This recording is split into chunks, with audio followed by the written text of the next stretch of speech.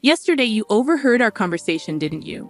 My eldest son and his wife are returning home for the birth of their child. Consequently, I need you to clear your belongings out to the yard. Excuse me, but you can't have kids anyway, and you don't contribute to my son's work. The least you could do is make some room, especially since I'm paying $10,000 in rent. This situation is becoming too tiresome to deal with. I'm currently living with my mother-in-law, but she now wants me out of the house because my brother-in-law and his wife are returning.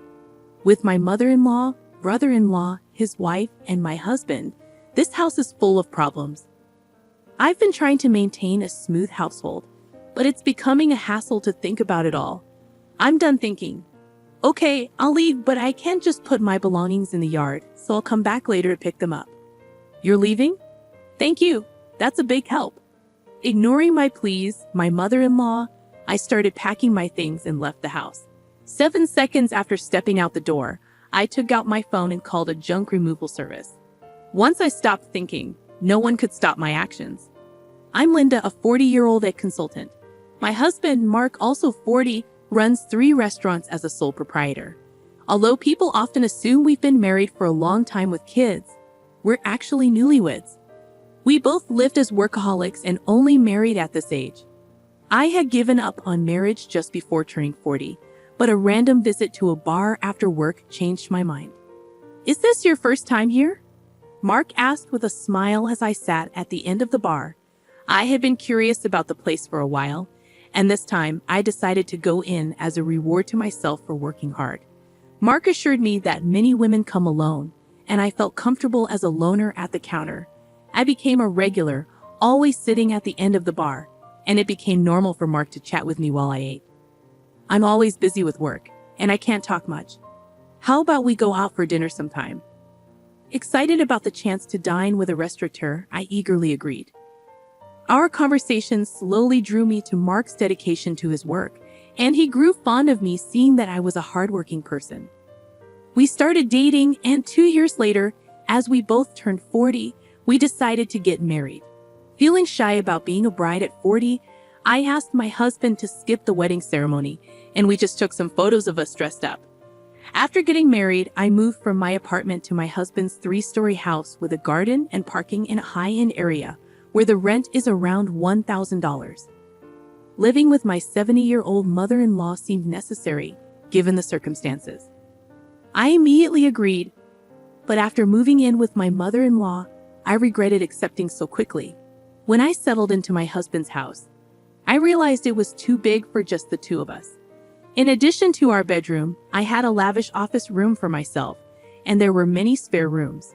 Curious, I asked my husband a simple question: why do we need such a big house just for you and your mother?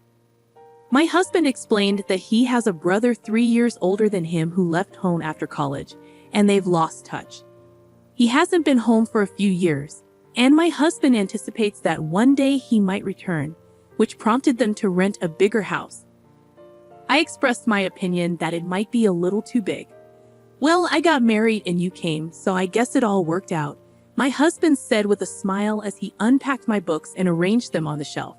He shared stories about his brother Daniel, who seemed to be hopping from job to job. Despite his brother's situation, my husband didn't harbor negative feelings towards him. Don't talk about that kid. What if he really comes back? My mother-in-law appeared at the doorway of what would be my office, seemingly checking on us. It was clear she didn't have a good opinion of him, unlike my husband. I worried that conflicts might arise between my husband and mother-in-law regarding his brother someday. I'm not too fond of you either, Mom. Come on, we're going to live together now, so stop saying things like that, I said. My mother-in-law walked away, and my husband apologized, assuring me he would talk to her. I told him it's okay. I had a similar talk when we met for the wedding. I'll build a relationship with your mother as we live together, I assured him, taking a book from his paused hands and placing it on the shelf. It seems she didn't like my age. Being 40 makes it challenging to have children, and my mother-in-law probably wished Mark had married someone younger. Once the move was complete and our married life officially began, my mother-in-law's coldness towards me became evident. While there was no harassment or physical violence, she ignored or avoided me as much as possible. It felt a bit lonely, but I decided to consider it okay for now and hope to build a relationship with her over time. More pressing was my concern for Mark. "Are you okay with your work?" I asked him. "No, it's pretty bad. I need to take action soon, but it's tough to arrange the finances," Mark replied, sitting at the dining table with his head in his hands. I abandoned the dishes and settled in front of him, eager to listen. "These are tough times," Mark began, his voice heavy with concern. "Prices are soaring, expenses climbing, and customers are tightening their wallets. There's no end in sight. If this keeps up, I might have to close another one of our stores." About a year into our marriage, the situation at Mark's restaurants worsened. One of the 3 stores had already closed, and it seemed another might follow suit. Seeing Mark's troubled face weighed heavily on me, but my mother-in-law appeared unfazed by these challenges. "You're Mark's wife, but you don't help out at the store. You just do your own job. Can you really say you're fulfilling your role as a wife?" My mother-in-law's voice cut through the air from the living room, having overheard our conversation. I wondered what she was thinking, but she had her own perspective. Mark has been running his own restaurant for nearly 10 years, overcoming various challenges. I believe he'll pull through this time too. You, his wife, shouldn't be making that face. Are you trying to feed into his anxiety and make him fail? "What a terrible wife," she shouted again, her words dripping with spite and venom. I knew she wasn't simply trying to provoke me, but there was some truth in her words. Taking her words positively, I resolved to support Mark to the fullest, smiling reassuringly at my anxious husband.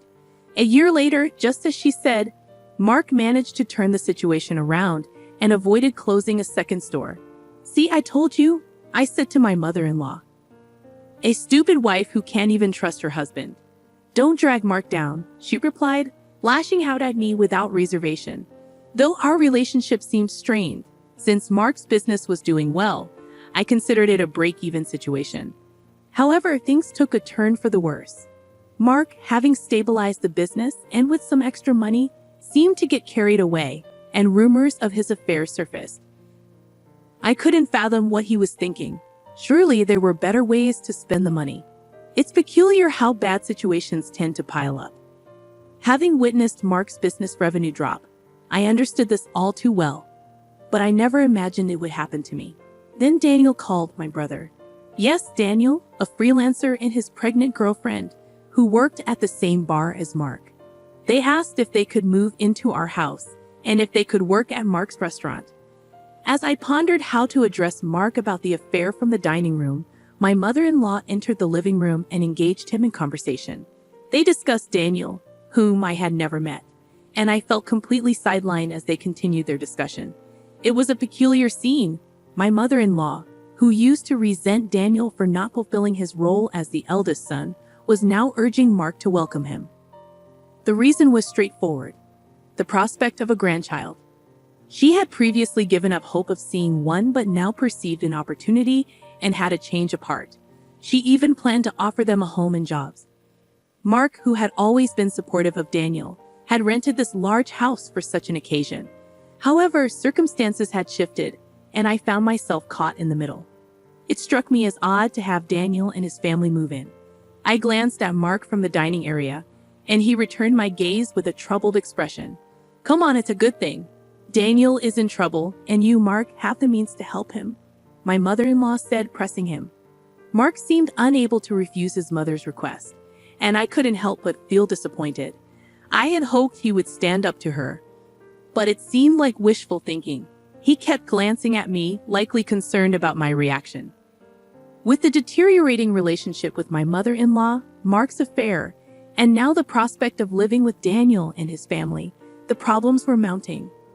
Overwhelmed and unsure where to begin, I decided to abandon my thoughts for the day and simply go to sleep. The next day, a holiday and likely due to extreme mental fatigue, I slept in until late morning. Mark was at work, leaving just my mother-in-law and me at home. As I reluctantly made my way to the living room, I dreaded what she might say about my late awakening. You sure slept in. Must be nice to have such leisure, she remarked, surpassing my expectations. She then informed me about Daniel and his wife's impending visit for maternity leave. "So move your stuff out to the yard." "Excuse me?" I questioned, still groggy from sleep. She clarified that I should vacate to make room for Daniel and his family, citing my inability to have children and lack of contribution to Mark's work. I was taken aback. It seems she was indeed asking me to leave the house.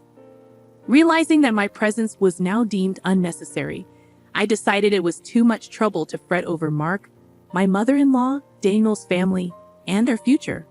"Understood, I'll leave," I declared. "I can't put all my belongings in the yard, so I'll come back later to pick them up." Ignoring my words, my mother-in-law expressed gratitude, and I began packing my things, leaving the house 7 seconds after stepping out the door. I grabbed my phone and dialed a junk removal service, my decision firm and resolute after putting an end to my overthinking. No one could sway me now. Let them all come to regret this choice later. Departing from the house, I opted to stay at a hotel temporarily. Although I had arranged for the removal service, they required some time to prepare. This aligned perfectly with my desire for some time alone. 2 weeks after leaving, I secured an apartment and began living independently. Since then, I hadn't heard from Mark, who probably believed I'd eventually return. The idea of Mark taking the current situation lightly infuriated me. However, today marked the day after his restaurant's day off, and I anticipated a call from Mark when he visited the restaurant for lunch prep. "What's going on here? The restaurant is completely empty," Mark exclaimed over the phone, confirming my expectations. Just as I thought, I chuckled and replied, "Mark, I could explain over the phone, but it would be more efficient if your mom was there too. I'm heading to the house now. Can you come back? You could open the restaurant anyway, right?" Unable to contain my laughter, I hung up, amused by Mark's reaction. He must be quite shocked. Still chuckling, I began preparing to leave. Upon arriving at the house, my mother-in-law immediately started yelling at me. Mark had apparently explained part of the situation. An unfamiliar couple, Daniel and his wife, were in the living room, looking confused and anxious, not fully grasping the situation amid my mother-in-law's extreme anger. "Why would you do such a thing? The restaurant can't operate now," she continued to scold. I countered, stating that it was my restaurant, and there shouldn't be a problem with me starting the closing process or having the items I bought disposed of by a junk removal service. "Huh, your restaurant? What are you talking about? Why don't you explain, Mark? You haven't told your mom, have you?" I challenged. Mark hesitated but confessed, admitting that I had paid for the expenses to turn around his struggling second restaurant branch. Hearing this, my mother-in-law looked perplexed, trying hard to understand but lacking the full information. Mark continued, uncomfortable and holding back, so I decided to step in and clarify. Before turning 40, I was single and working in ad consulting, with no wedding ceremony or new house purchase after marriage. I had saved up a significant amount of money. I lent Mark $200,000 to help revitalize his second restaurant branch, subsequently buying the rights to become its owner. I explained that I left most of the management to Mark, shifting his focus from the main branch to the second for its recovery. When Mark's restaurant was in crisis, I showed my concern alongside him. It was during a moment when my mother-in-law criticized me for not showing enough trust in my husband that I decided to support Mark to the fullest. My form of support was providing him with the necessary funds. During my single years, I had diligently saved money. "Mark, is this true?" My mother-in-law asked incredulously. "Yes, it's true," Mark admitted. She seemed surprisingly okay with it, even if I failed and squandered the $200,000 she had given me. Given the sizable amount, she suggested that if it was destined to fail anyway, it might be simpler for me to become the owner. The plan was to repay the borrowed $200,000 from the restaurant's earnings, but it was more straightforward for me to become the owner, with the restaurant's income going directly to me. Additionally, it afforded me the authority to decide whether to keep the restaurant open or not. "It's a lie. Can something like that really happen?" my mother-in-law exclaimed. To provide evidence, I spread documents like the business license transfer, rights agreement, and lease agreement on the table, proving my ownership of the restaurant. As she confirmed my name on those documents, Her face turned red with shock. "Why didn't you say anything about this? You always talked about how you believed in Mark and how the restaurant was recovering, right?" she demanded. Mark explained that he felt pressured by her words, always striving to live up to her expectations. He didn't want to disappoint her, so he couldn't bring himself to reveal that he had borrowed a large sum of money from me. He feared her reaction, knowing how easily upset she could be. People like my mother-in-law often don't realize the pressure they put on others, and Mark found it challenging to express himself under her constant scrutiny. It was crucial not to let Mark's spirit break under her constant jabs, especially when the restaurant was finally turning around. That's why I kept quiet too. Mark and my mother-in-law apologized, and it seemed like everything was being resolved amicably. However, it was far from satisfactory for me, and the discussion was far from over. I handed Mark a divorce paper, shocking him. He assumed it was a reconciliation, but I knew about his affair with a part-timer, and the other part-time workers were aware of it too. Mark was taken aback, claiming it was just a rumor, but I presented evidence, a photo sent by a part-time worker showing Mark entering a hotel. While anyone could fabricate such evidence, it was undeniable. The success of the second branch had given him too much confidence, and he had gotten carried away. The resolution wasn't as simple as reconciliation. It required deeper discussions and decisions to be made. I reflected on my role as the restaurant owner, acknowledging that while I couldn't handle day-to-day operations, I made occasional visits to stay connected. The part-time workers, having learned about Mark's affair, sought my assistance. With their unwavering support, they provided evidence and kept the impending closure of the restaurant from Mark. My mother-in-law's voice quivered as she confronted the reality of closing the second branch and the impending divorce. The revelation that I had been paying the entire $10,000 monthly rent added another layer of shock. Mark, now burdened with the weight of financial difficulties, faced an uncertain future. As the discussion progressed, Daniel and his wife realized the challenges they would encounter in continuing to live in the house. Daniel pleaded for help, citing their impending parenthood, but the escalating argument underscored the uncertainty surrounding everyone's future. After the divorce, I focused on closing the restaurant, selling equipment to offset expenses. The experience as a restaurant owner proved insightful, reinforcing my commitment to my consulting career. With the family dynamics strained, the fallout extended to Mark and his mother, now sharing a small apartment with strained communication. The resolution brought both closure and uncertainty. The exposure of Mark's affair and the revelation of true ownership exposed familial fractures. The decision to close the restaurant added financial stress, and the introduction of divorce papers signaled a decisive move by me to take control of my life. The aftermath left strained relationships, financial uncertainty, and an uncertain future for everyone involved. The emotional toll of the conflicts was palpable, and the story closes with a sense of closure for some aspects but leaves lingering questions about the characters' futures and their ability to rebuild after the storm. The resolution, while providing clarity, marks the beginning of a new chapter as each character navigates the consequences of their choices.